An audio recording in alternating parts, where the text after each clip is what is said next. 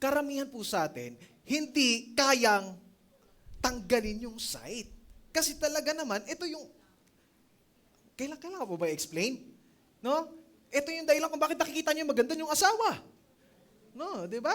So marami nakikita natin yung kagandahan ng ginagawa ni Lord. Okay? Yan. So bakit? Bakit ganyan, no?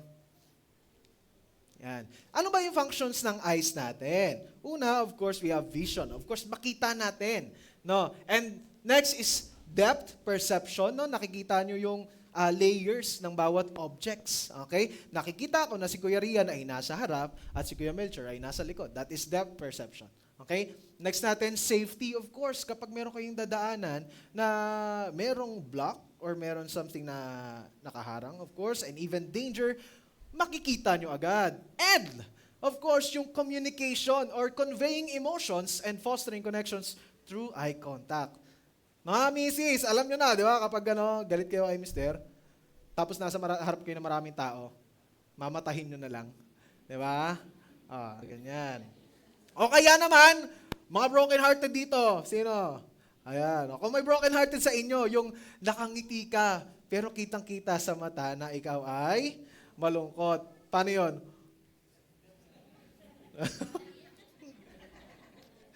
Di ba? Nakangiti ka kahit nasasaktan ka. Ow! No? Grabe, no? Ganyan yung eyes natin. No? It conveys even the communication. Okay? Sabi nga nung iba, eye is the window to the soul. No? Nakikita mo yung pagkatao, you will see a great amount of the personality ng isang tao by just looking at their eye. Okay? Ayan. At syempre, pinakamahalaga, ang mata ay ginagamit para makita ang kamalian ng iba. Joke lang. Joke lang. Ayan. But today, actually, yan. Bakit nga ba mata? Okay? Our lesson goes beyond what meets the eye. Okay? We will go beyond. No? Magta-transcend tayo sa kung ano yung nakikita ng mata. We will understand more deeply how someone, this particular someone, no, without sight, acted with more faith than those who can see with their eyes. Okay? I entitled this as 2020 Vision of Faith. Baka sabi nga po, 2020 Vision of Faith. Pag sinabi nating 2020, ano pong ibig sabihin nun in optical terms? Malinaw. Tama po, di ba? Malinaw. Meron na naalala niyo po yung eye test natin. Ayan, di ba? Ganyan. Minsan mandadaya ka, lalapit ka, kabisaduhin mo muna, no? Lalo na yung mga pang-5, pang-6, yung mga maliliit. Ayan. Okay, so, ayan po yung nagsisignify na ikaw ay 2020 vision. Now, when it comes to faith, meron din pala tayong makikita na kwento na nagbabakita na meron siyang 2020 vision of faith, and the thing is, paradoxical siya. Kasi, yung 2020 vision of faith, makikita mo pa sa isang bulag. Okay? Tignan po natin yung ating verse. Ayan, basahin po natin. Sige po. Ready? Go.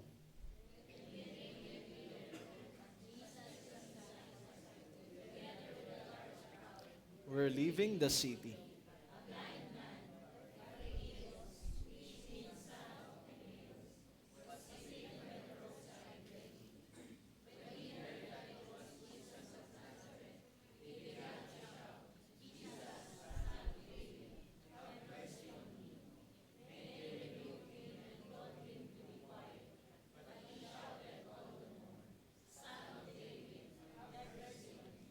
Next po.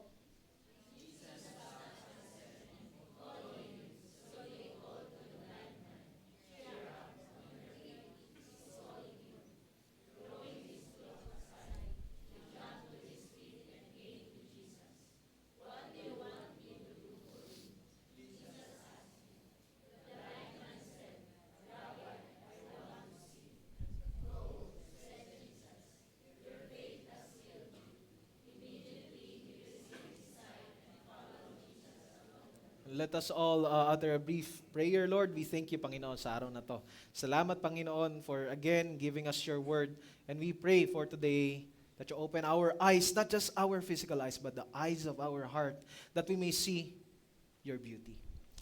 Tulungan mo kami na matuto. Tulungan mo kami na mag-endure, Panginoon, sa aming lesson. Tulungan mo kami na mag-wrestle doon sa mga concepts, doon sa mga kailangan namin matutunan. And Lord, of course, help us to apply this in our lives. In Jesus' name we pray, Amen. Ayan. So bago tayo magpatuloy, sabihin mo, yung mata mo, dapat nakabuka lang yan. Sabihin mo sa katabi mo, yung mata mo, buka mo lang yan. Wala matutulog ha. Blockbuster tayo, baka naman kayo lahat, blockbuster tulog din. Ha? Eme lang, joke lang po. Sorry, malakas ko mang away. Okay, sige, diretso tayo. Actually, etong verse natin, Mark 10:46 to 52, ay meron ding parallel verses sa iba't ibang Gospels, katulad ng Matthew tsaka Luke. Okay? So, para mas maganda, kukunin ko yung iba't ibang information na manggagaling sa kanila. Pero actually, ito marami ang critics ng Bible, no, na nagsasabi, dito pa lang sa story na to, meron ng mga tinatawag na inconsistencies. Pasabi nyo nga po sa yung word na inconsistencies. Go!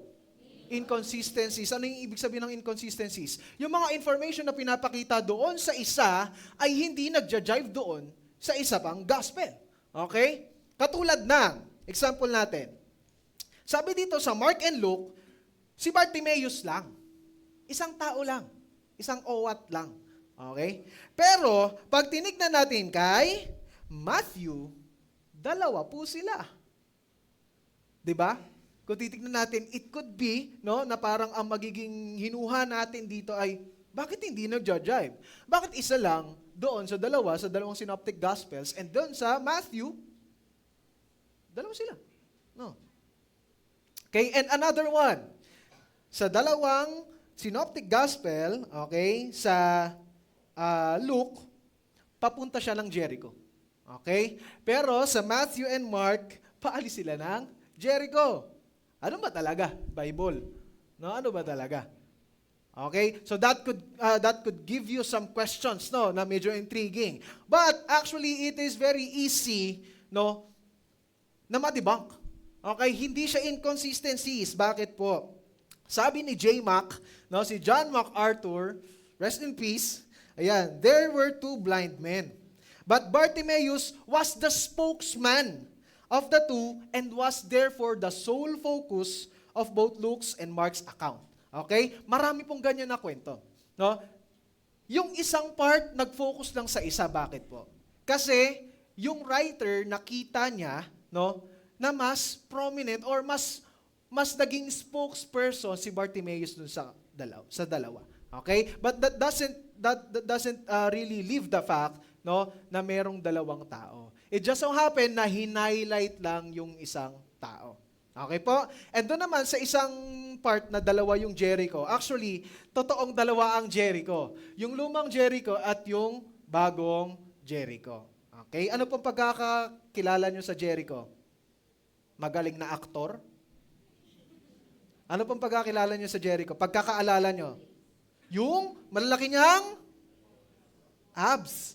Walls. Ayan, di ba? Kala ko kay Jericho Rosales pa rin eh. Okay.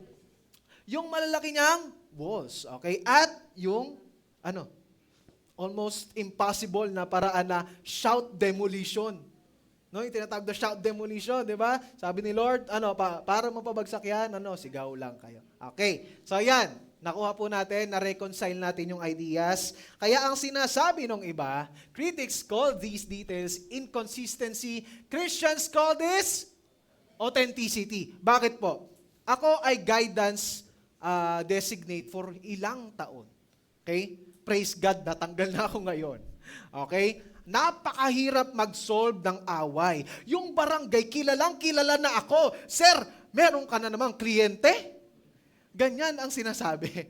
Totoo po yan. No? At every away, every kaso, merong iba't ibang kwento. Ngayon, kapag ikaw ay guidance, no, hindi pwedeng maniniwala ka sa kwento ng isa. Kaya titingin ka sa iba. No, witness 1, witness 2, witness 3. Ito nakakatawa. Minsan, si witness 1, witness 2, witness 3, parehas na parehas yung kanilang mga sinasabi. What does it mean? There is a great chance na ito ay conspired. There is a great chance na sila ay gumawa ng script. Okay? No? Ayun yung sinasabi natin, pwede kasing ginawa yan. Kasi parehas, at 2:43, sir, nagkita kami, may black siyang buhok. Ganyan, no? Iniikot lahat, even to the simplest detail, meron talaga ako narinig sa ibang student na pare-parehas sila, and most of the time, hindi ako nag-believe. Okay? For the sole purpose na, sa lahat ng details na pwede mong sabihin, iyon lang may bibigay mo. No? At alam ko naman na every hour magkukwentuhan yan. Okay? So again, mas nagkakaroon ng authenticity ang isang kwento kapag may nakikita kang point of views. Okay? Ayan. What the gospel writers offer is distinct POVs or distinct point of views, distinct perspectives, just like puzzle pieces. Okay? And when put together, it tells the same coherent story. Amen po ba? No? Magkakaiba man, no, ng information na binibigay, pero ito ay reconcilable dahil sila ay magkakasama lang. At kapag nabuo, no, it tells a whole coherent story. Now, ano po ang meron sa isang tao may 2020 vision of faith? Of course, kung ikaw ay may 2020 vision, ano ang hindi dapat mawala sa'yo? 2020 vision. Meron ka dapat? Ilong. Hindi. Meron ka dapat? Mata. Meron ka dapat eyes. Okay? 2020 vision of faith is having great eyes. Okay? Meron po tayong apat. Enlightenment of Jesus persona. Mali po yan. Sorry, hindi po persona. Paiba-iba ako ng word eh. Peculiarity. Yan yung pinatin. Y, yearning for Jesus' provision. E, endurance for Jesus' presence. And S, submission to follow Jesus' path. Okay, simulan po natin sa una. Enlightenment of Jesus' peculiarity. Pag sinabi natin peculiarity, grabe no ang lalim. Sorry, wala na ako mahanap na ibang P na word. Okay, pag sinabi natin peculiarity, distinct. Pag sabi nga po, distinct. Unique. Okay? Pag sinabi natin unique, naiiba ka, you are separate from others. Ngayon, dito sa story na to, malalaman natin na si Bartimaeus, he was enlightened doon sa pinagkaiba ni Jesus sa iba. Okay? Sabi dito sa verse 47, when he heard that it was Jesus of Nazareth, he began to shout, Jesus, Son of David. Okay? Una, kilalanin muna natin si Bartimaeus. Okay? Pag sinabi nating bar, actually it means son of, anak ni. Okay po? Yan, sino pong anak ni, kunwari si Iya. O yan, Bar Paulo. Yan, di ba? Pwede natin, Bar Paulo. Okay? Bar Nobel, di ba? O yan, ganun lang yung dating, no? Anak ni. Okay? So, pag sinabi nating Bartimaeus, anak ni Timaeus. Okay? Ayan. Shockingly, no? Ang nakagulat dito, may dalawang interpretations yung name niya. Yung word na Timaeus. Okay? Unang-una. Ito tingnan niyo. First one is defiled. Ano po yung defiled? Madumi, dugyot, unclean. Okay? Ayan ang isa sa mga interpretation ng word na Timaeus. No? Makasalanan. Ganun yung dating, di ba? Usually sa Old Testament, ano ang sitwasyon, ano ang state ng isang taong unclean? May nagawa siyang against the law. Okay? So, yan, defiled. Isipin mo, ang pangalan mo, defiled. Isipin mo, dugyot ang pangalan nyo. Diba? So, iyan pala ang pangalan ni Bartimaeus, anak ng defiled. And, that means, no? Actually, sabi nga dito, this makes sense. When you consider that in the time of Jesus, blindness, yung pagkabulag, at iba't ibang mga physical conditions were often thought to be the result of someone's sin. Okay? Nagiging resulta po siya yung pagkabulag at ibang mga sakit, no, dahil sa kasalanan na nagawa ng kanyang mga ancestors or predecessors. Okay? Yan. Yung isang meaning mamaya na. Okay? Ayan. First observations. Ano ang dalawang observation natin kay Bartimaeus? Una, blind. Okay? Pangalawa, beggar. No? Magkaiba yun, ha? Magkaiba ang blind sa beggar. Ang blind, bulag, beggar, pulubi. Okay? Ayan. Nakakatawa ba yung sitwasyon niya? Bulag ka na, pulubi ka pa. Nakakatawa ba yun? Ayan ba yung dreaming, living the dream life? No? The dream, okay? Ayan ba yun? Ayan ba yung inaasam natin na pangarap na buhay? Mabulag ka, maghirap ka, manlimos ka dun sa tabi. Okay? So, nakakalungkot. And sa pangalan pa lang, defiled na ang makikita natin. Okay? Sa version ni Luke, no? Ito na. Sa version ni Luke, nagtanong si Bartimaeus sa mga tao. At sinagot sa kanya ay dumadaan si Jesus na taga Nazaret. Okay? So habang namamalimos siya, nakita niya maraming mga tao at nagtanong siya. Ang sinabi sa kanya, dumaraan si Jesus ng Nazareth or Jesus of Nazareth is passing by. Tignan po natin yung pangalan na yan. Ano po yung Jesus of Nazareth? Of course, alam natin, ano po ang Nazareth? Iyan ang hometown ni Jesus. Diyan siya lumaki. Okay po? So, ibig sabihin, diyan siya nakilala. Diyan nakilala yung mga younger years niya. Ano pong trabaho ni Jesus nung siya ay hindi pa nagmi-ministry? Carpenter. So, malamang maraming. Actually, doon sa devotion namin kahapon, yung mga taga Nazareth hindi tinanggap si Jesus dahil alam nila na karpintero lang si Jesus. Alam nila yung kapitbahay ko, di ba anak ni Joseph yan na karpintero? Di ba kapatid nun sila hindi nila matanggap yung identity ni Jesus. Okay? Pero nonetheless, ang pangalan na Jesus of Nazareth, no, ibig sabihin is a rabbi coming from Nazareth. Pinapakita lang yung place kung saan siya nanggaling. Okay po? Ayan. Ito naman ang isipin natin. Being a man begging in the streets, malamang to si Bartimaeus, nakarinig na ng kwento tungkol kay Jesus. Bilang nasa paligid lang, araw-araw na namamalimos. No? He surely have heard a lot of stories about Jesus and his ministry and teachings. For sure, he already knows that Jesus can heal him. Tama po ba? For sure. Nakarinig na siya eh. At iniisip niya malamang, baka pwede rin ako. No? At hahanapin niya yon. Okay? But the next part of verse reveals us something bigger than Bartimaeus knows. No. Bigger that Bartimaeus knows. Etong next na phrase, it will reveal us that Bartimaeus doesn't know Jesus just as Jesus of Nazareth. He began to shout, Son of David. Pakisabi nga po, Son of David. Son of David? Ano bang meaning niya? Ba't iniba pa niya? Jesus of Nazareth, heal me. Ganun lang naman dapat, di ba? Pero bakit niya binanggit yung Son of David? No? Anong meron dito? Okay? Tignan natin. Jesus of Nazareth ang description ng iba kay Jesus kasi Nazareth siya. Sa Nazareth siya nanggaling. Son of David, it refers to the type fulfillment promise of God that made David that the king would have an heir who would reign over Israel forever. Pag sinabi mo tong Son of David, hindi literal na anak ni David si Jesus. Ang sinasabi dito, nakasulat sa pangako ni Lord sa 2 Samuel 7 na magkakaroon siya ng heir o tagapagmana na mag-establish ng kingdom not for years, not for decades, not for century, not even for a millennia, but forever. Pakisabi nga po, forever. Ayan, okay. Anong ibig sabihin nun?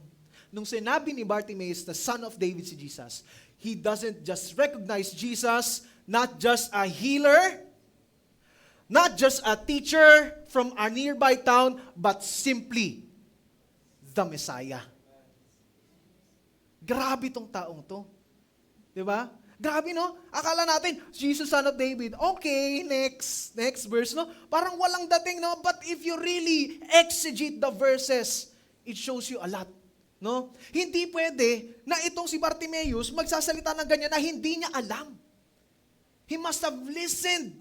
He must have opened his eyes, opened the eyes of his heart, and opened his ears to hear the truth of Jesus. No? At ito ang isang magandang example ng faith comes from hearing. Faith comes from hearing. He know Base doon sa nalaman niya, he knew that Jesus is distinct, Jesus is separate, Jesus is peculiar. Okay? Sabi nga dito, si Peter nga di ba? Binanggit si Jesus. Ano sabi? Sabi ni Lord, tell me, who do you say that I am? Sinabi niya kay Peter, who do you say that I am? Peter replied, you are the Christ, the Son of the living God.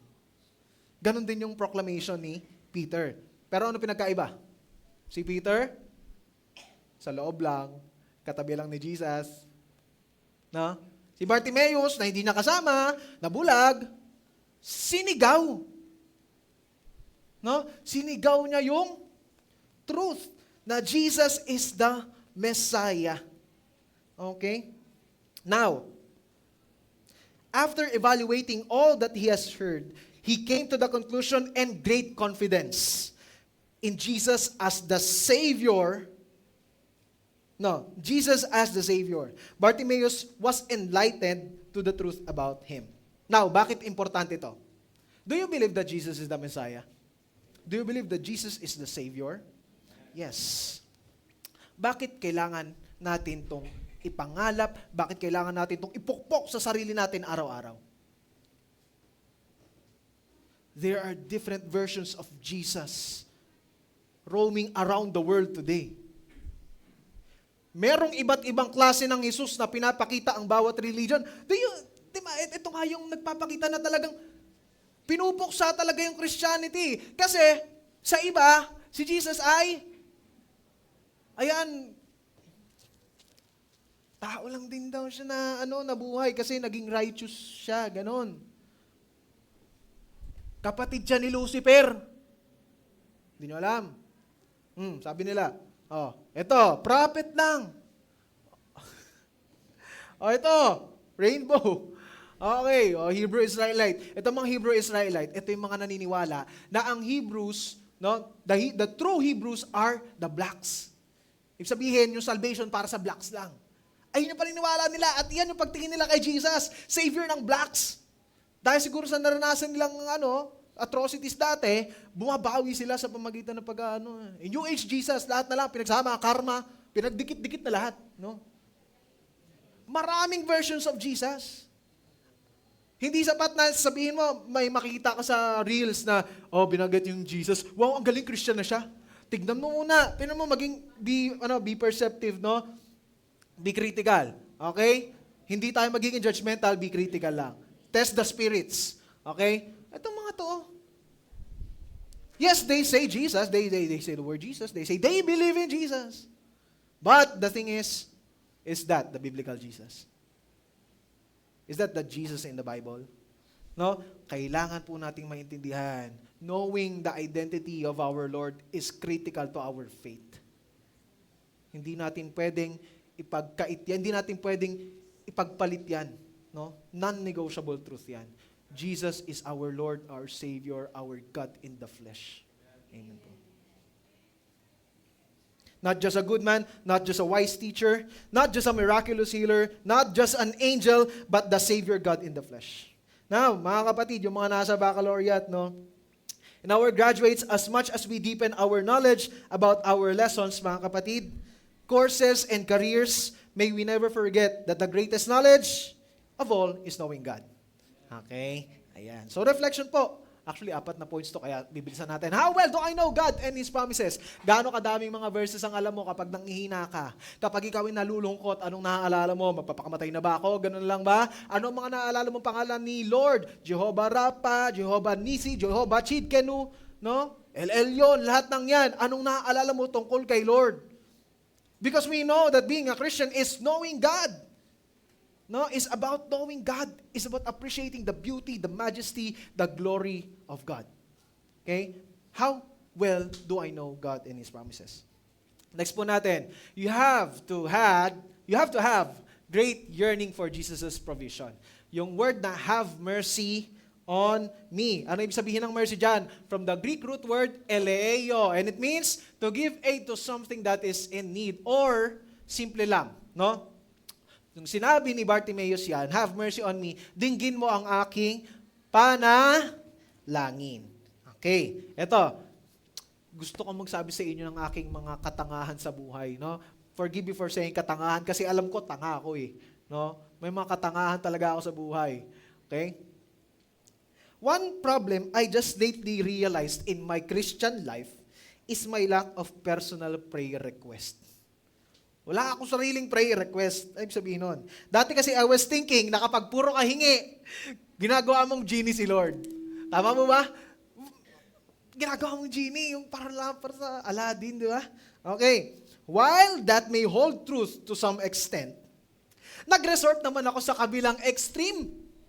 Yung hindi na halos humihingi.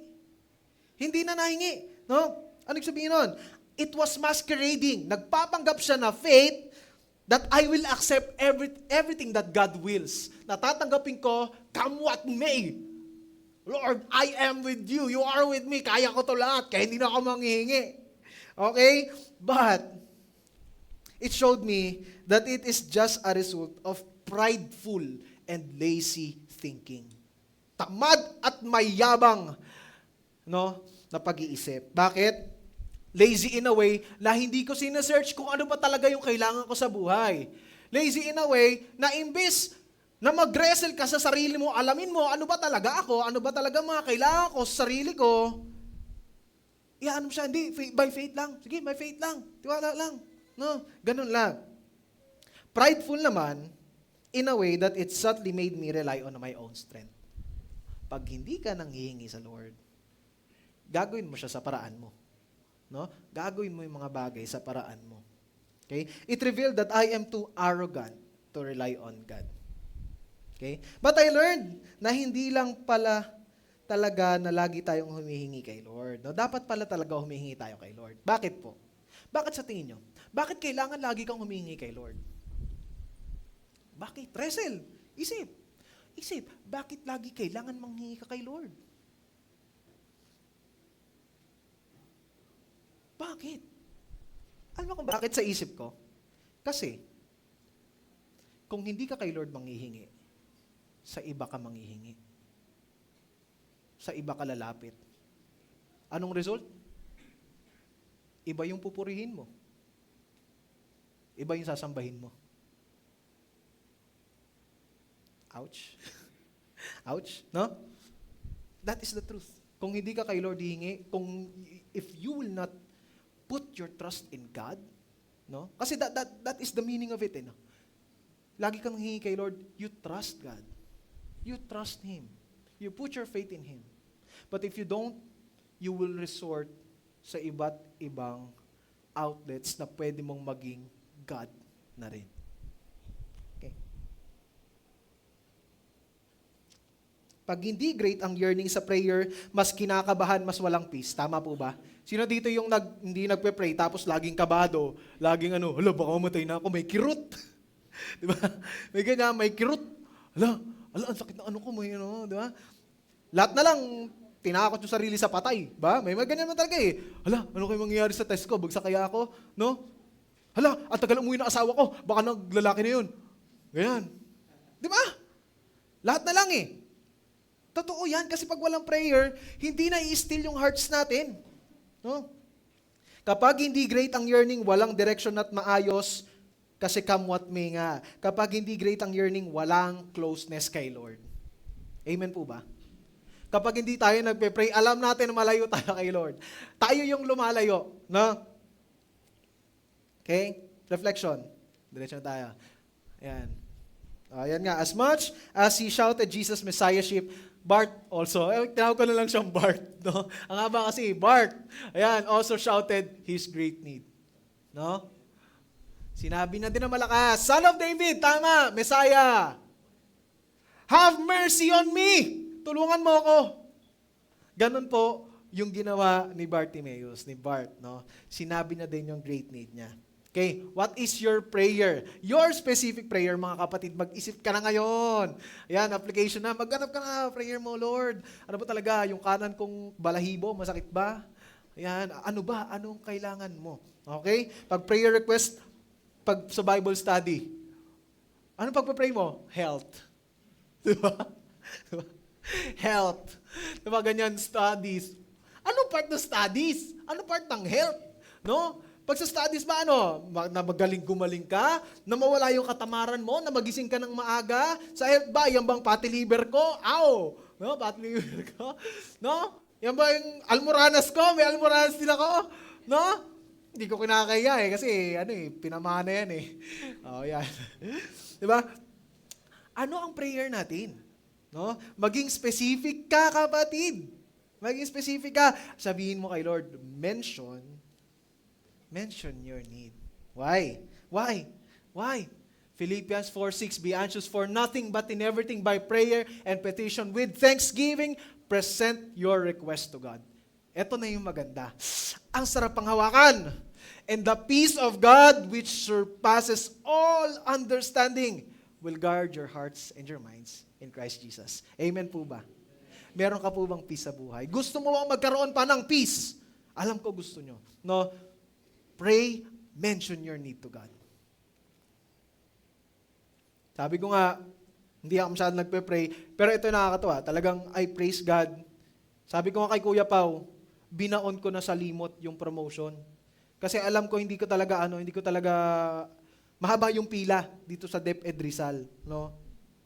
Pero praise God, pinili niya tayo, no? Binigyan niya tayo ng pagkakataon na ma-promote. So praises to God talaga. Hindi ko na siya hinanap iniwan ko na siya no? But God, no, is faithful.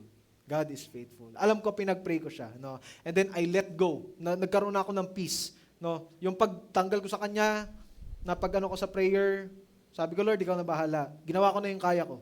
No? Ginawa ko na yung paraan, mga ganyan. I gave it to you. Okay? And, yan, the Lord is really faithful, no? And generous. Okay. Yan, next po.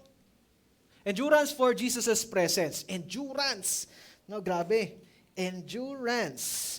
Sabi dito sa verse 48, many rebuked him and told him to be quiet. Ito na. But he shouted all the more, ang lupit, ang kulit, Son of David, have mercy on me. Inulit niya. Okay? Bartimaeus' first shout shows his bold eagerness for God's miraculous intervention. His second shout, his desperate and enduring faith. Yung pangalawang sigaw niya, it shows na nag-i-endure yung kanyang pananampalataya. Ano pinagkaiba no kanina? Yearning lang yun Nagpinapipray mo But here, eto, endurance, most of us do not really know how to demonstrate this. No? When we say endurance, ito yung paguran. Dumaan na sa maraming panahon. Pinag-pray mo na ng matagal. At pinagpe-pray mo pa rin. That is the endurance. No? That is endurance. Ito, tingnan natin, balikan natin yung verse. Many rebuked him. Bakit? Ba't nirebuke Bakit nirebuke si Bart? Kasi? Maingay. Kayo ba ayaw nyo na maingay? Ayaw nyo na maingay? Baba na ako. Ayaw nyo sa akin pala. Okay. Pag sa school, bilang teacher naman, syempre, nakakainis pag may maingay. No, you are doing the process of transferring knowledge and values dun sa mga bata and somewhat, no, someone will shout a lot, no, mag-iingay ganyan. Nakakainis naman talaga. Ba? Tarap ganun na yan, di ba? Kung kayo, mga anak ninyo, pag sobrang ingay, no, nag-uusap kayo ng asawa nyo, di ba, sa labas, ganyan. Nag-video call kayo, rinig yung ingay nung, mga YouTube ng mga anak ninyo, di ba, nakakagulo. Okay? Pero iba't ibang situation yun Ano bang sitwasyon yung meron dito? Si Bart, nakaupo, sumisigaw kay Jesus, ano ginagawa nila? Nagtuturo ba si Jesus katulad ng teacher na nagdi-discuss? Hindi. Ano ginagawa nila? Naglalakad. Ay, bakit kailangan hindi maingay? Naglalakad lang naman pala Di ba? Ba't parang ang unreasonable nila, no? Ang ingay lang, ang feeling nag-i-skandalo. Pero tingnan natin Crowd din naman, di ba? Pag sinabi mong crowd, gano'ng kadami? 3? 4? Hindi. Ganito kadami. Mas madami pa dito. Mas madami dito. Yung ingay pa lang nung ganyan. Rinig na yun Yung ingay na yun Bart, lang yun Onting ingay lang yun. Pero masyado nilang winiwithhold, no? Masyadong winiwithhold nung crowd yung plea ni Bartimaeus. Okay? Di ba in a way nakakainis sila, yung crowd? Ba? Di ba lang pagbigyan? Hindi mo mabigay yung chance doon sa ano na yon, sa tao na yon. Pero in a way, ganun din tayo. In a way, no? Tingnan nyo remember that the crowd here that tries to silence Bart pertains to the believers too. Believer din yan. Bakit? Susunod ba kay Jesus? Alam natin na hindi believer lahat. Pero this is Jericho and 15 miles away to from Jerusalem. Okay? Hindi yan makikipaglakad lang kay Jesus ng dahil trip-trip lang. Taga-sunod to ni Jesus. Okay? Sometimes, even us believers, sometimes even us believers could act as hindrance for someone else's growth in Christ. Amen po ba? Amen. Kung hindi mo iniisip, isipin mo na ngayon. No? And sometimes we ourselves are the reason for our own stagnant faith. Minsan, ikaw din yung balakid. You are. Minsan. Wag naman lagi, no? Minsan, sinasadya mo ba? Hindi naman. Minsan, nadala lang ng puso, di ba? Nagtanim lang ng onting yamot, okay? Na-impluwensyahan mo lang sa mali ng kaunti, di ba? At minsan, nagiging hindrance ka. Nagiging hindrance tayo. No? Nakikita minsan yung pagiging selfish natin. Di ba? Hindi ba nakikita yung inyo? Kita niyo ba yung selfishness niyo minsan? No? At minsan, alam ko bilang Christian, ito yung maganda. Alam mo minsan selfish ka. Pero pinapaintindi sa iyo ni Lord, hoy, selfish ka. Okay? Yan yung process of sanctification eh. No? You know that God is working in you. Okay? Yan. Now, let this verse, ayan. Minsan, ito pa masakit, no? Sige, hindi ka man selfish, ganyan. Pero nakikita sa'yo na wala kang pakialam sa iba. Okay? Yan yung isa sa mga masakit. Okay? O kaya naman, mas nauna pa ang puna kaysa sa tulong. Ayan. So may mga ganyan, Let this verse be a lesson to us to always act with grace. Pakisabi mo nga po, grace. Yan. Ano ba ang grace? Binigay ba sa yan? In-earn mo ba yan? No? In-earn mo ba yan? Do you deserve it? No? Do you deserve it? No. The grace that you have was given by God because He was graceful to you. He was merciful to you. And you are nothing, you are nothing to Him. But, ang maduming basahan. Wala akong maisip na English. Okay? Wala kang iba. Yung words natin ay mga maduming basahan. Kumbaga, kung titignan natin yung words natin compared kay Lord. But, nonetheless, God demonstrates His love to us. Then while we are sinners, Christ died for us. Okay? Ayan. So now, hindi ka pa perfected body, kaya maging understanding ka. Kaya ako understanding ako sa inyo, kung mga inaantok na kayo ngayon, naintindihan ko po, no? Ayan. Hindi lang ikaw yung umiintindi, pati ikaw minsan iniintindi ka rin. Amen po ba? Ayan. Now, despite doon sa ingay, ay sa pagpapatahimik kay Bart, nanahimik ba si Bart? Nope. Hindi po nanahimik si Bart. When someone is desperate, public appearance is nothing but a passing moment. No? Again, when someone is desperate, public appearance is nothing but a passing moment. Lilipas din yan, yung kaya na gagawin ko, yung pag-iingay ko. Desperado ako eh. Kailangan ko to eh. Nakita niyo yung mga yung mga nagbibigay ng pera? Di ba? Yung katok-katok sa yung mga money grab, dito ako, kunin niyo yung pera, tapos kakatok sa lahat sila mag-aagawan, di ba? Agawan pa, di ba? Kung titignan mo yung papapanood dyan sa YouTube, sa Facebook eh. Di ba? Pero, you know that they are desperate for money. Kailangan nila yung pera. At wala yun. Wala silang maisip na hayaan mo na yan. Ganyan talaga. Normal. Kailangan natin ng pera. Okay? Ayan. When someone is desperate, public appearance is nothing but a passing moment. Magpapadala ba ako sa hiya? Patanong nga sa sarili mo, magpapadala ba ako sa hiya? Magpapadala ba ako sa hiya? Okay? Dito sa church, ito na lang. Ano ang usual na ingay na naririnig nyo bukod sa praise and worship? Ingay siya, no? Hindi siya ingay. Music siya. Okay? Anong ingay na naririnig nyo sa church? Ha? Cellphone! Chappy! Chappy! O kaya yung mga reels na kapag nag-open kayo ng Facebook, hindi nyo pala siya na X, nagpe-play pa rin, di ba? Ako si Almoranas. Ganyan. Ganyan, di ba? Okay. Ano pa? Sige, mag-isip kayo. Ano pa? Bukod sa preacher, sa ano. Ano pa narinig na? Ayan, ang galing mo talaga. Utak mo talaga. Iyak ng matanda? Hindi, iyak ng baby. Ay, si Ate Rizal, dala yung baby niya. Oh, ayan. Para sa inyo talaga to. Sino pa may mga baby at sa mga magkakaroon pa ng baby, Micah, ready mo na. Okay, nire-ready ko na sila para sa baby mo. Okay. Yan. Ringtone ng Shopee, ringtone ng mga phone at baby. Okay, sila yung madalas na nagkukos ng ingay minsan. Okay? Nainis ba kayo? Nainis kayo? Minsan? Ha? Pag tumutunog yung Shopee nyo? Okay? Pero ito, isipin nyo ha. Isipin nyo to, okay? Yung Shopee, ringtone, nasa silent mode, di ba? Nasa silent mode. So, i-silent nyo. Yung baby, nasa silent mode.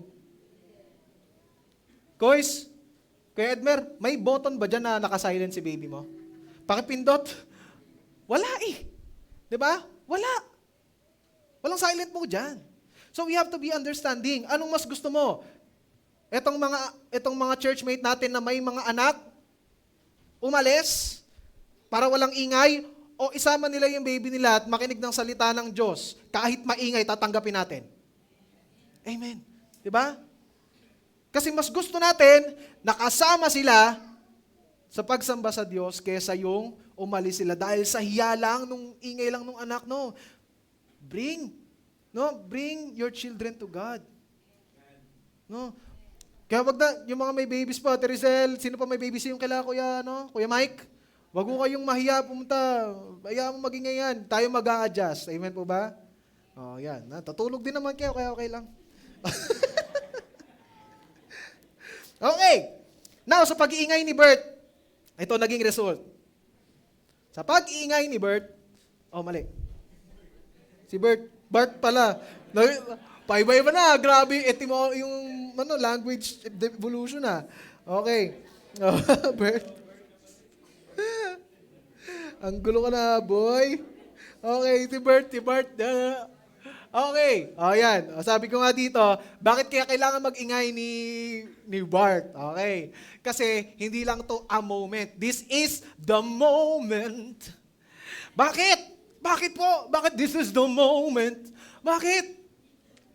Ito na lang yung actually, itong pagpunta niya, yung paglalakad niya from Jericho to Jerusalem, after nun, yung passion na niya.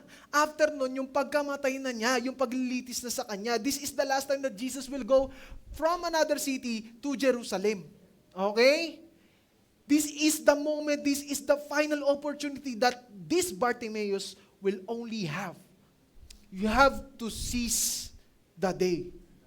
Carpe diem. Iyan yung tinuturo sa amin. Carpe diem. Seize the day. Seize the moment. Kaya wala nang pakialaman sa ingay ko. Sisigaw pa ako ng malala. Okay? Alam nyo na naalala ko dito? Kay Bert. Okay, ano naalala dito kay Bert? Yung batang nangingi ng laruan dun sa mall. No? Yung batang sabi mo, Ma, gusto ko yan. Sabi nung nanay, manimik ka. Bawal yan, wala tayong pera. Gusto ko yan! Yung mga anak nyo, di ba? Kapag may gusto talagang ipipilit. Naalala ko dati, nung bata ko, pumunta sila ng Orang Hirit, sila mama, kasi lalaban yung pinsan ko sa Baby Angel. Yung jeep na sasakyan nila, naaabol ko talaga, nakipag-away ako doon sa, gusto ko sumama. No, ganun. Ganun yung feeling. Desperate. No, pag sinabi natin na desperate, talagang by all means, kailangan ko tong makuha. Okay, ngayon, ano po ang naging result? Jesus stopped and said, call him. So they called the blind man. Cheer up on your feet. He is calling you. Ano napansin nyo? Biglang nag-switch na yung crowd. From, manahimik ka, to, puta ka na. No? At ganyan na ganyan tayo sa Bible study natin. Amen?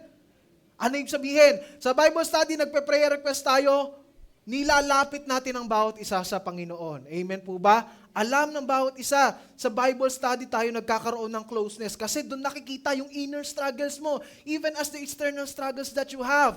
And when we pray together, we present everybody to God. We present each other to God. Nilalapit natin sa presence ni Lord. Ayan. So, next natin, ano nangyari? Eto na. Now, throwing his cloak aside, he jumped to his feet and came to Jesus. Anong sabihin ng throwing his cloak? Wala lang, tinapon niya lang yung costume niya. No! Ang cloak, it signifies yung identity ng beggar. Ano yung cloak? Yung parang ganyan. Basta, ayan. Okay, balabal. Yan, okay. Yung balabal, iyan lang ang only protection nila. Iyan lang po. Sa lamig. No, pag matutulog, alam naman natin walang bahay itong mga to. This is the only protection that they have. But Bartimaeus, when he was called, he threw his only security. He threw his cloak aside, jumped to his feet, and came to Jesus. No. Ito na. Now, the question. What do you want me to do to you? Ano gusto mong gawin ko sa'yo? Anong mapaglilingkod ko sa'yo? Ilagay natin yung mata natin, yung isip natin kay Bartimaeus. Wala nga pala siya pang nito. Okay. Bulag ka eh. Kita naman eh. Diba? Bulag ka eh. Bakit tinatanong? Lord, ba't tinatanong mo pa? Obvious ba? Hindi nga, tingnan natin. Sa isang observation. Di ba? Parang yung nahulog ka, masakit ba? Di ba? Ano kailangan gawin sa'yo? Ano mapaglilingkod ka sa'yo? Parang parang mapanloka, parang power tripping, but no. Ito talagang maganda pag inaalam natin yung salita ni Lord, naintindihan natin. Anong meaning? Gusto nyo malaman kung anong meaning? Say amen. Amen. Si Bartimaeus, isang beggar, isang blind man. Yung pagiging blind, automatic na yan sa culture nila na beneficiary ka ng mga alms. No? Na beneficiary ka ng mga abulo, yung mga binibigay, ang tawag doon? Limos. O yan. Pwedeng easy way na lang yun para mamuhay. Pwedeng ganun na lang. In exchange na wala kang No. Actually, sabi nga dun sa nabasa ko, Jesus through the Middle Eastern eyes, yung paglilimos daw nila, hindi daw yan, meron ka bang pera dyan, te? Hindi yun yung parang sa 7-Eleven na, sir, ganyan. Hindi. Alam mo daw, sa panahon yan, yung mga beggars daw, ang paraan nila, parang business. Andito ako. Ngayon, may chance ka para parangalan ng Diyos mo sa pamamagitan ng pagtulong sa akin. May script. Di ba? Anis. No? Meron silang ginagawang paraan. Hindi sila yung hindi nagmamakaawa. Ang ginagawa daw ng iba, andito ako, nakaupo ako, bigyan mo ako ng alms, at for sure, pupurihin kita at pupurihin ko yung Diyos mo. Okay? At actually, pag binigyan daw sila, ang sinasabi, pupurihin yung pamilya, yung nanay, grandfather, balahibo, lahat na lang, pinupuri. Ganun daw sa usual na culture nila. Okay? Yan. Pero, again, sinabi ni Bart,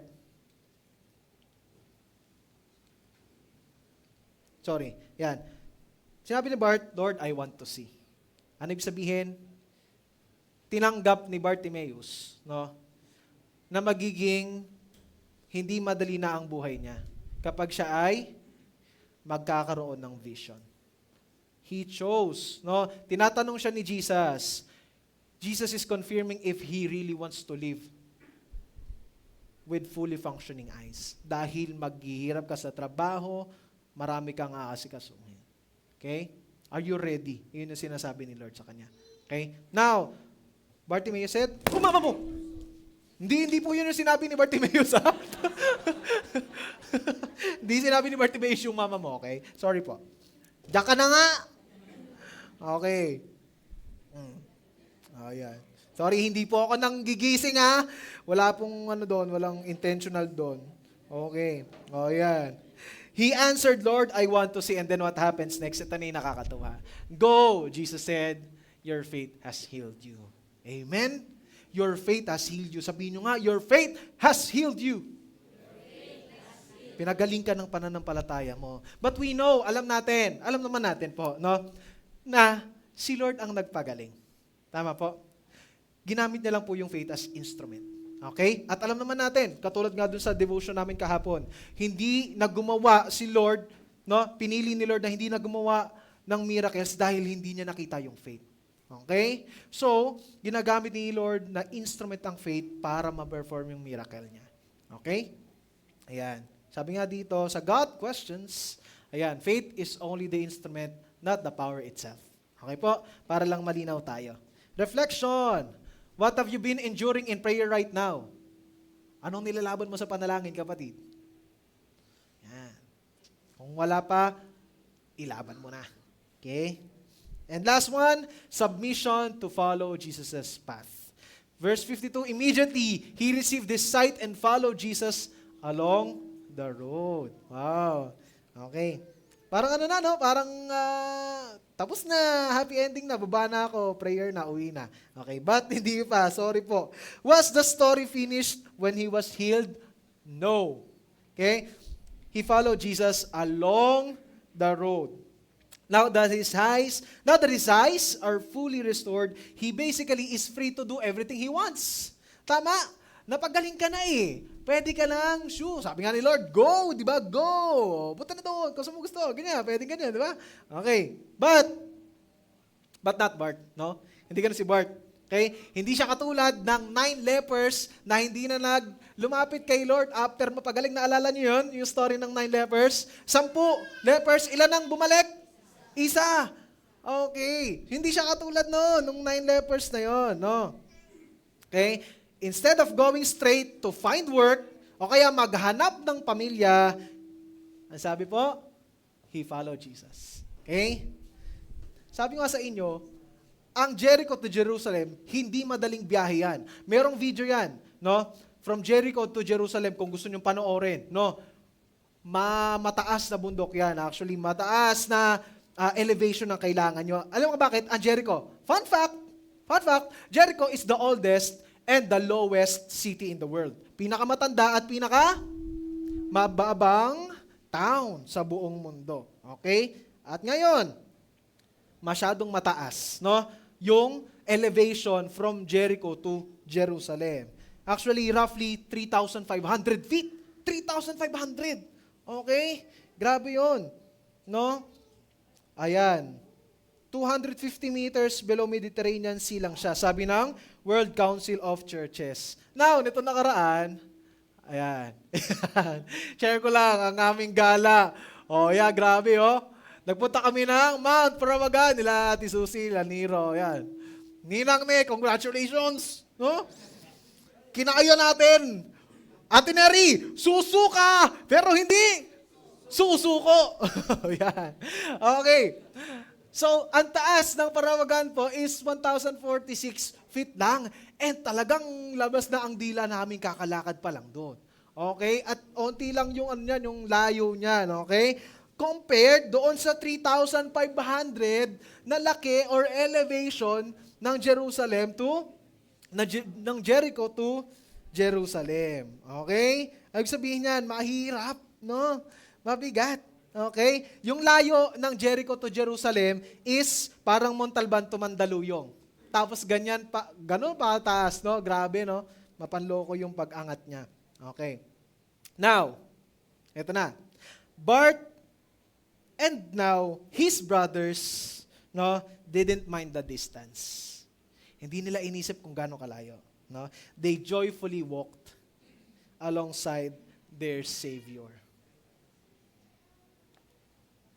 Following Christ means walking with Him even when the road is long and rough. Amen po ba?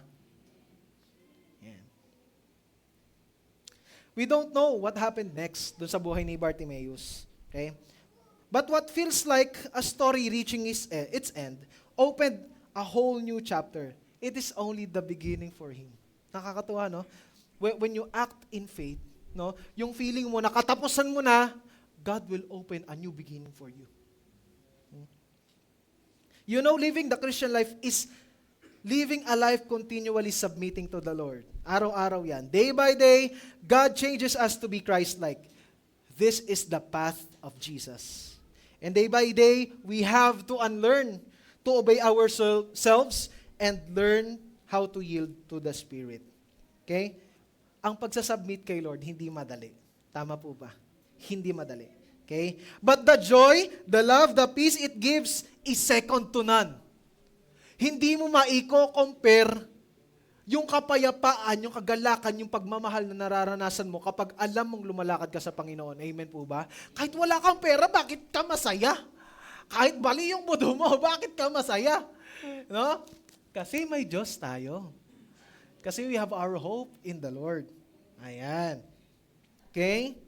And you know, the satisfaction that you know that the Creator of the world knows and loves you, that is second to none, mga kapatid. Okay? Bakit ko nasabi to? Na-experience ko kasi yung pamumuhay ng Christian ka na, tapos nagpa-practice ka pa rin ng sin. Nakakatakot, nakakalungkot. Katulad nga sinabi ni David, di ba? Parang ano yung buto ko, nangihina yung buto ko araw at gabi. Have you experienced that? No, kapag ikaw ay Kristiyano and then namuhay ka sa kasalanan, nagkaroon ka ng ongoing sin.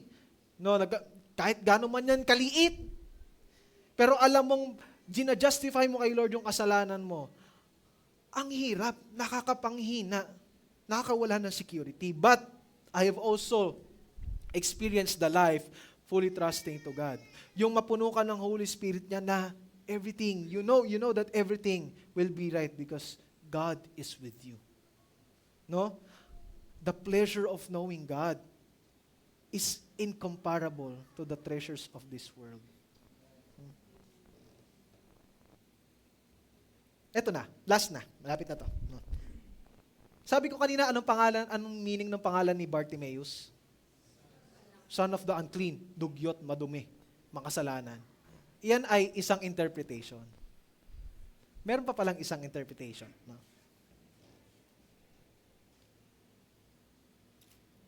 Isang interpretation ng pangalan ni Bartimaeus ay son of the highly prized. Grabe, no? Hebrew yung isa. Ito Greek. Okay? Hebrew yung sinasabi na meaning na madumi. Pero dito, highly prized. In short, mahalaga. Mahalaga. Okay? What does it imply? Grabe, no? Grabe yung extremes ng name niya. What does it imply? In the sight of God, sa mata ng Diyos, what others would look at as defiled, He sees as highly prized. Because He doesn't look at your name. Hindi siya nakatingin sa pangalan mo. But He looks at your heart full of faith. No? Kung ikaw, sa tingin mo, may mga taong nagde-degrade ng pagkatao mo or minamaliit ka, let them be. No? Wala tayong magawa sa perception ng iba. But you have to know, no, that in the Lord, it is not doon sa pangalan mo. It's not even doon sa mga nagawa mo dating mga hindi maganda. Hindi natin mababago yung perception ng tao. But sa pagtanggap natin kay Jesus bilang Panginoon at tagapagligtas, no, we have been given eternal life and new identity in Christ. Okay? Now, sa conclusion natin, Bartimaeus is one of the greatest example of the verse, live by faith and not by sight. Literally. No? Kasi wala siyang sight eh. But, nonetheless, may mata man siya o wala, or may paningin man siya o wala, no? He lived by faith. Binigay niya yung pagtitiwala niya sa Panginoon at hindi sa kung ano ang nakikita natin. Ito lang yung gusto ko sabihin. This story is not about how to get healing. Okay? Yung story ni Bartimaeus, hindi pwedeng faith it till you make it. Hindi laging ganon. May papapanood nga sana ako sa inyo na sobrang powerful. Kaso late na eh. Ewan ko sa inyo, kung gusto nyo panoorin, sabihin nyo lang sa akin. Okay. It is about how God uses even a man with no sight to teach us that having faith is having eyes that sees that the only hope in this world is the man who died on the cross. The only hope in this world is Jesus Christ. Amen? Nakikita natin, painit na lang painit. Kahit naka-aircon, yung aircon natin hindi na lumalamig last week. Di ba? Ang dami nang nangyayaring mga gera. Ang dami ng economic crisis. Ang sagot ba si BBM? Si Duterte, si Sara, si Lenny? Sila ba? Sila ba? Si Trump? Sila ba? Sila ba? Hindi. We have to know as Christians, our hope in this world is only through Jesus Christ. No? And we know that things are going this way because it is prophesied to be so. Nangyayari na ang mga nangyayari sa ating paligid ngayon. No? Hindi na alam natin. Alam niyo, di ba? It is groaning in your heart. Papalapit na ng papalapit si Lord. Kailangan natin makita 'yon. No? That's why we have to know this because we are also assigned by God. We are appointed by God to share His word, to share His gospel. We have to tell the people not to fully trust their politicians, not to fully trust their leaders, but fully trust in the Lord. No? Bartimaeus, actually, hindi siya yung main character dito. He knows who he is. Kilala niya yung sarili niya. He is a broken man needing a Savior. And through the eyes of his faith, Jesus showed him who he is, the compassionate Christ. He is the compassionate Christ. Jesus had compassion on them and touched their eyes. Hindi si Bartimaeus ang bida, si Jesus. And let me end this with this. No? Bartimaeus is not the real blind man. Those who cannot see the light of the gospel of Christ are the real blind people. Tayo po'y manalangin. Lord, salamat Panginoon, again, for this word that you've given us. Salamat sa pagkakataon na mapag-aralan namin, Lord, yung buhay ni Bartimaeus and how you work in his life.